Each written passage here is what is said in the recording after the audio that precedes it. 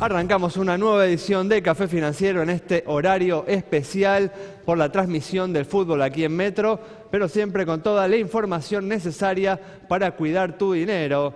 Hoy tenemos información para todos los motociclistas, cuáles son las compañías más convenientes para asegurar tu moto. Vamos también a repasar lo sucedido en los mercados de capitales y en el último bloque vamos a analizar las principales noticias económicas de los últimos días, hoy con la presencia de la economista Marina Dal Poyetto. Quédate con nosotros. Tras la siguiente pausa vamos a regresar con todos estos temas y como siempre vamos a responder a todas tus inquietudes.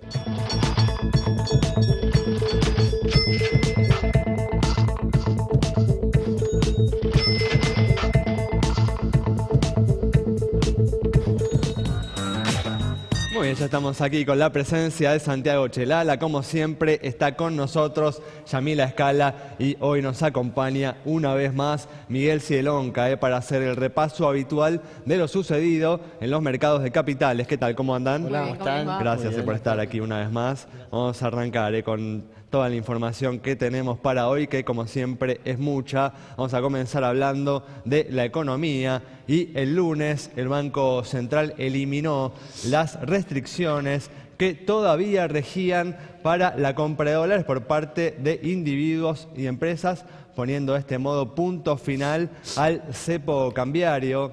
Santi, bueno, una medida esperable, ¿no? Teniendo en cuenta que en estas últimas semanas volvió a haber presiones bajistas, ¿no?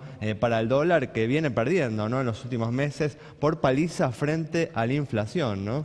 Así es, Ale. Bueno, desaparecieron los últimos vestigios del cepo cambiario, que era una restricción para la compra de hasta 5 millones de dólares, bueno, por persona o por entidad, también por empresa que había. Bueno, eso también desaparece. Te voy a contar algo que me dijeron en el mercado financiero, una alta fuente de un banco. Hasta hace muy poco le prohibían directamente a los bancos sacar utilidades, sacar sus ganancias. Hoy en día el Banco Central está llamando y pidiendo por favor a los bancos que giren utilidades a sus casas matrices. Y si el blanqueo de capitales es exitoso, ni que hablar, ¿no?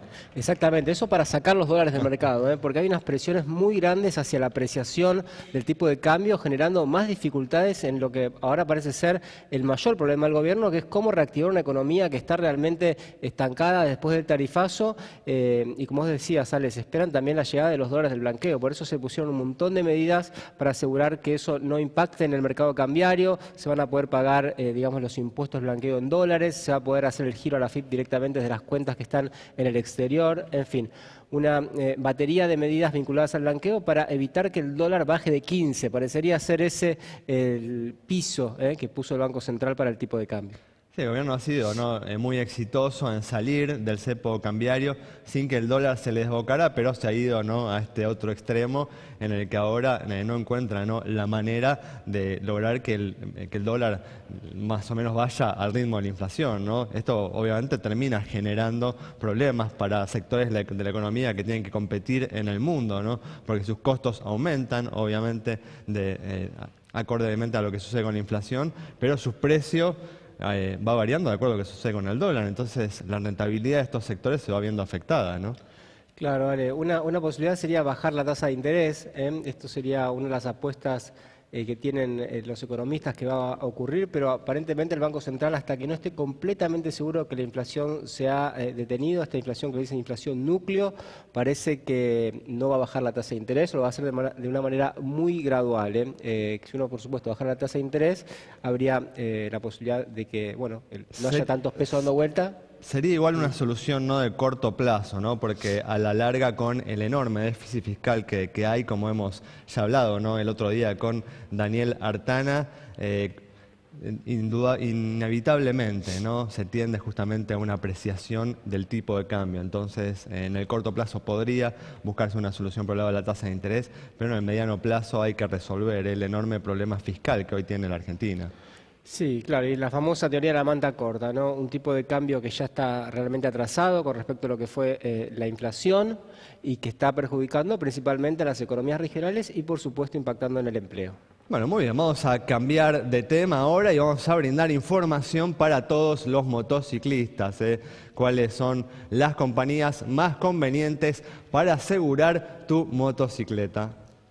Así es, ya no queda discusión, hay que asegurar el vehículo, en este caso estamos hablando de la moto y como siempre vamos a los valores, a qué nos ofrece en este momento el mercado y tenemos dos tipos de cobertura. Una naturalmente cubre responsabilidad civil y otra le suma la posibilidad de robo. No hay en el mercado una cobertura que contemple lo que tiene que ver con la destrucción parcial o total de la moto, y estamos hablando de motos que tienen amplísima diversidad de valores en el mercado. Bueno, lo que hay en este momento, para un ejemplo, como siempre, una Suzuki GN 125, 0 kilómetros desde ya valuada en 29.000 pesos para responsabilidad civil. En estos valores arrancamos. 106 pesos por mes en el caso de Mercantil Andina, ATM 112, la nueva 115, 130 Integrity, Sancor 148, un poco más arriba Mapfre 155, Orbis 182, La Caja 197 y Rivadavia 212 pesos por mes. Miren lo que es el valor a comparación de lo que uno gasta solamente en nafta, ¿sí? Y de esta manera uno está asegurado.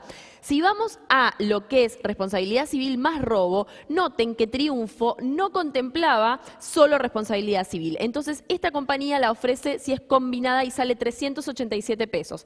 ATM, Orbis y la nueva en 393, 395 y 412. Todas en un valor similar. Y las compañías que no nombré es porque no ofrecen la posibilidad de robo. Resta todavía que haya más oferta en el mercado respecto de estas coberturas, pero recuerden, importantísimo estar asegurado y ver que los valores desde ya, que depende de la moto que usted tenga, pero que son algo conveniente a la hora de, bueno, también gastar en eso que tiene que ver con todos en la calle. Muy bien, vemos que por un costo más que razonable podés encontrar en el mercado de seguros protección contra los riesgos que afrontás cotidianamente. Vamos a comenzar con el repaso de lo sucedido en los mercados de capitales, donde hemos tenido en estos últimos días un muy buen desempeño de los bonos argentinos. ¿Es así, Miguel? Justamente, Alejandro, esta fue una semana olímpica para los bonos argentinos. Estoy hablando de los bonos en dólares. Y lo que hemos visto fue un rally de 3 a 4 dólares en la parte más larga de la curva, especialmente en los bonos que han sido emitidos para salir del default. ¿Decís olímpica, una semana olímpica, porque considerás que los bonos pueden tener chances de conseguir alguna medalla? Mirá, están llevándose las medallas que los mercados emergentes se habían llevado las semanas anteriores, ¿sí? Se había desacoplado Argentina y el riesgo país, que ahora te cuento es una variable importantísima, había llegado a niveles de 500 puntos la semana pasada, hoy está en 460. ¿Por qué digo que es tan importante? Porque el riesgo país mide el diferencial de lo que rinde un bono argentino comparado con un bono americano.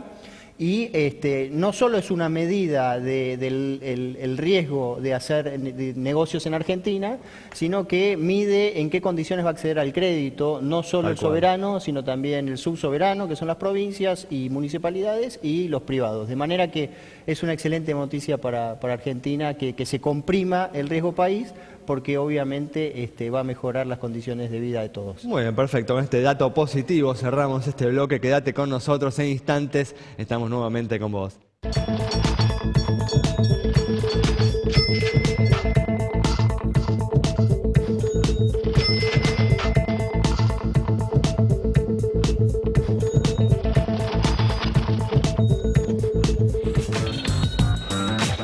Estamos de regreso y como hacemos siempre vamos a comenzar respondiendo algunas preguntas sobre la situación de las entidades financieras y brindándote información de bancos.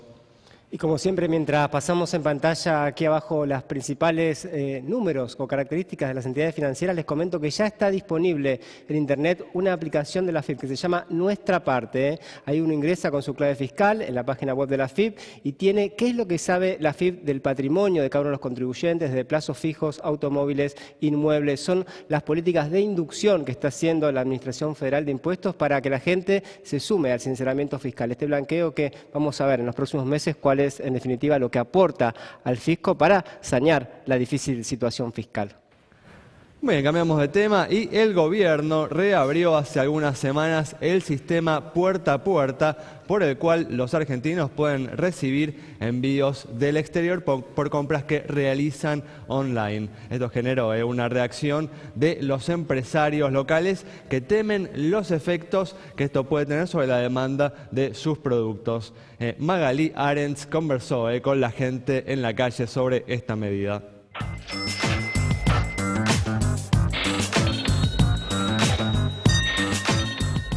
Café Financiero habló con los consumidores sobre la vuelta del puerta a puerta y sobre la posibilidad de que esta medida pueda causar pérdidas de trabajo. ¿Está de acuerdo con la medida de la vuelta del puerta a puerta? Sí, la verdad que sí. Yo pienso que depende de lo que realmente sea lo que se vaya a importar, porque si vamos al caso de cosas que acá como producción nacional no tenemos y que es cierto que quizás a lo que sería compra por reventa de una persona que importa y revende acá, es mucho más barato a veces comprar afuera ciertos artículos que acá no hay. Sí, estoy de acuerdo porque en un momento determinado mi esposo solía hacer ese tipo de compras. ¿Cree que esta medida puede afectar a los trabajadores locales en reducir la demanda? No, creo que a los que va a afectar es a los intermediarios que traen de afuera y te cobran varias veces más para poder traerte las cosas. Yo creo que hay ciertas cosas que si se producen acá se podría proteger ese lado de la industria y evitar la importación de ciertos objetos para que se, digamos, estimule el consumo de eso. Pero lo que no se consigue acá, porque no se produce, porque no hay, no veo por qué estaría mal que se consiga de afuera.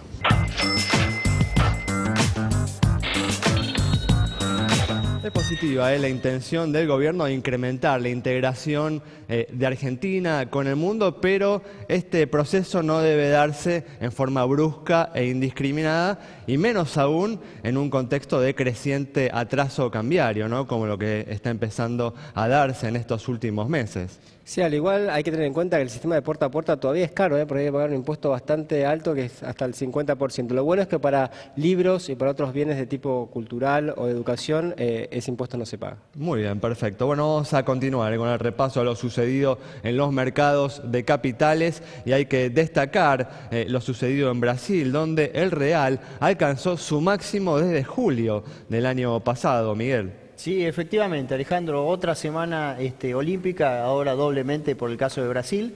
Lo interesante es que justamente esta mañana el Senado emitió un dictamen para seguir adelante con el proceso de destitución de Dilma.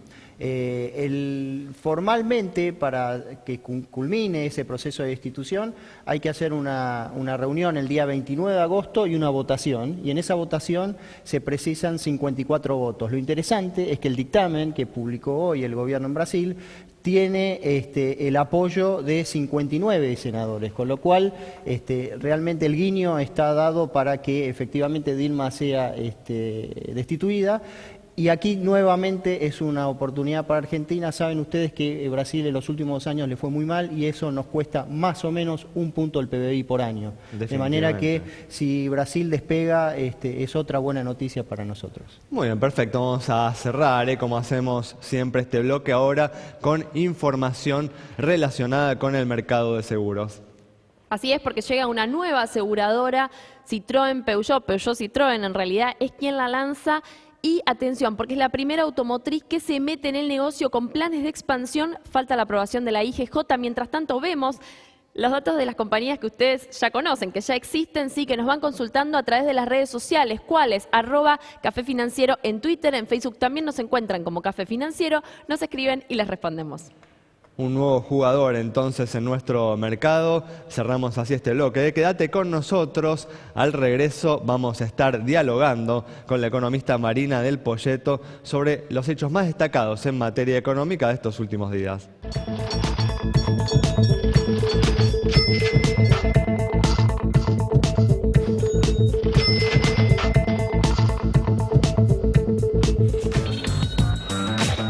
Ya estamos con la presencia de la economista Marina del Poyeto para analizar las principales noticias de estos últimos días. ¿Qué tal, Marina? ¿Cómo andás? Gracias por estar una vez más aquí.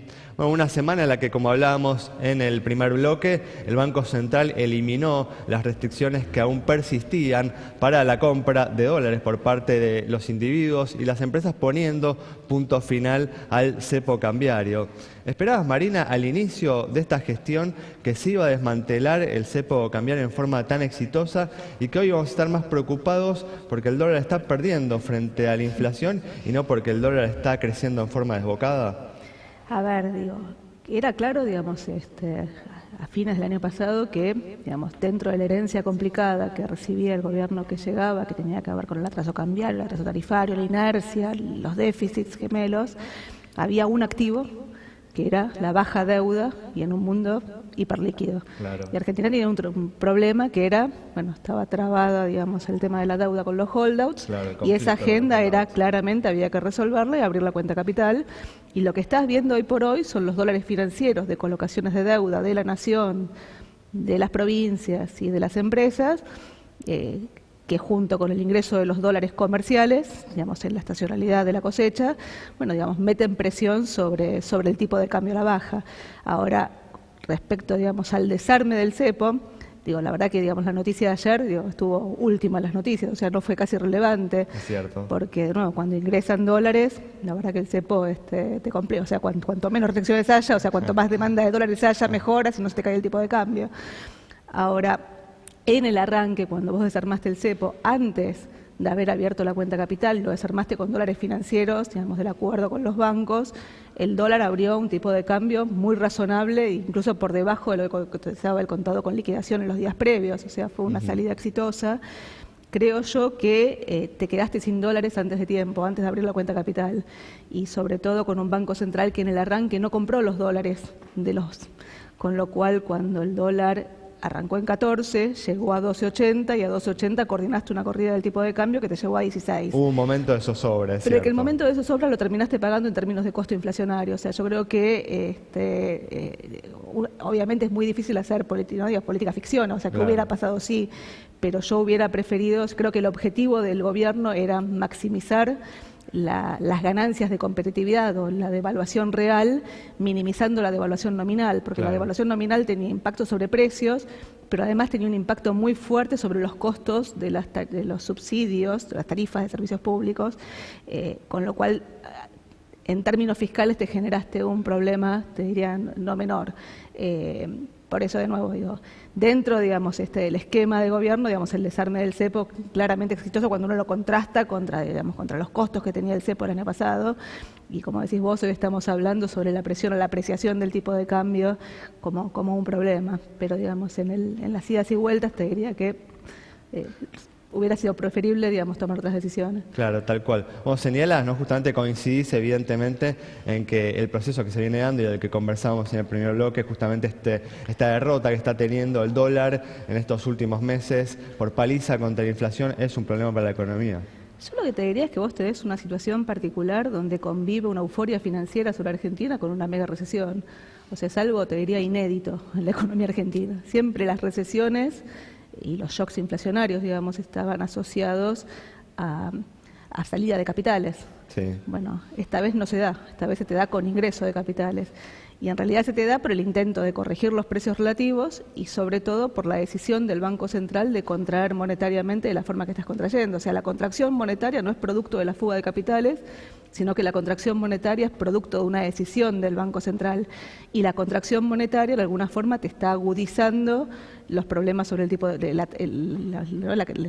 tendencia a atrasarse del tipo de cambio por la tasa de interés y porque el Banco Central, a mi juicio, está comprando menos dólares de los que debería comprar para... Bueno, igual esto que resulta, ¿no?, en apariencia contradictorio se explica de alguna manera por lo que los economistas llamamos el efecto de la confianza, ¿no? Ha habido me parece la llegada de capitales tiene que ver también con que se vea a la Argentina de otra manera y el gobierno también ha trabajado bien en ese sentido, ¿no? Claramente. En un efecto de imagen muy importante, ¿no?, con las reuniones que ha tenido, ¿no?, con líderes de todo el mundo, ¿no?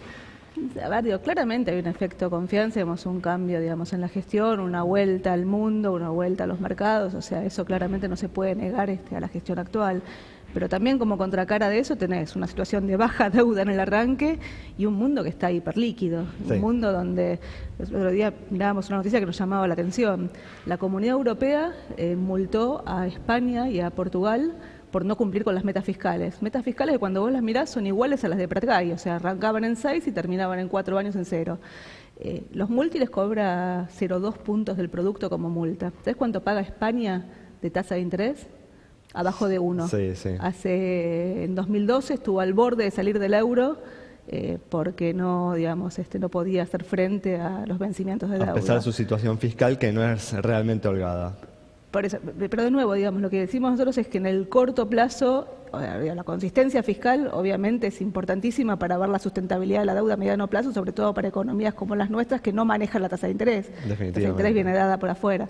Ahora, en la coyuntura particular, lo que hay es un mundo donde sobra ahorro, faltan proyectos de inversión o faltan inversiones porque el mundo no crece y ese exceso de ahorro lo que te está generando es que busca rendimientos y Argentina entró en el radar de los rendimientos que eran muy altos y ahora siguen pareciendo altos a pesar de que se fueron a la mitad de lo que eran hace 2 años atrás. Claro. Ahora, Marina, todo esto que vos decías de los vaivenes con el tipo de cambio, 12.80, que luego pasó a 16 y ahora se atrasa, ¿no tuvo que ver con una política de pagar lo menos posible por los contratos a futuro, ¿no? Ahí hubo una especie de bomba que había dejado el gobierno anterior en los contratos a futuro y tener un tipo de cambio más bajo durante un tiempo permitió pagar menos por esos contratos. Permite pagar menos en Manantrop, o sea, 16 en febrero vencían un montón de contratos, o sea... El tipo de cambio abrió 14, fue a 12.80, fue a 16 y después fue a... Hoy tenés un tipo de cambio que está, más parecido, 15 pesos, sí. Abajo de 15 pesos, 14, 60 sí. Te diría. Bueno, el mayorista, o sea, ¿no? Está bien, pero a lo que me refiero es y ese tipo de cambio se está sosteniendo ahí porque el Banco Central de alguna forma está comprando... Digamos. Le está poniendo el piso. Si el central se corriera y si las provincias que colocaron deuda volcaran todos los dólares al mercado, el dólar valdría menos. O sea, hoy lo que tenés son dólares financieros y un banco central que de alguna forma está incentivando la compra de dólares del otro lado. Compra de dólares del otro lado, digamos, o sea, lo que hay es un proceso de, los economistas más negativos dicen fuga de capitales, hay fuga de capitales, ¿no? O sea, hay compra de dólares y por otro lado esa compra de dólares en realidad vuelve al sistema porque compra bonos del tesoro, claro. O sea, son bonos del tesoro o letras del tesoro de corto plazo que se compran con pesos que primero pasaron por la compra de dólares. Claro. Entonces, a la pregunta, me parece que en rigor lo que había era ex ante una promesa de campaña que decía que había que abrir el cepo el primer día, promesa que se cumplió. Creo yo que este objetivo que decía antes de maximizar la devaluación real, minimizando la nominal, no se tuvo en cuenta en el arranque. Y de hecho tenías un Banco Central que al principio hablaba de buscar la volatilidad del tipo de cambio como un objetivo de política económica. O sea, vos venís de un Banco Central en la gestión anterior que decía que ninguna expansión monetaria te generaba inflación.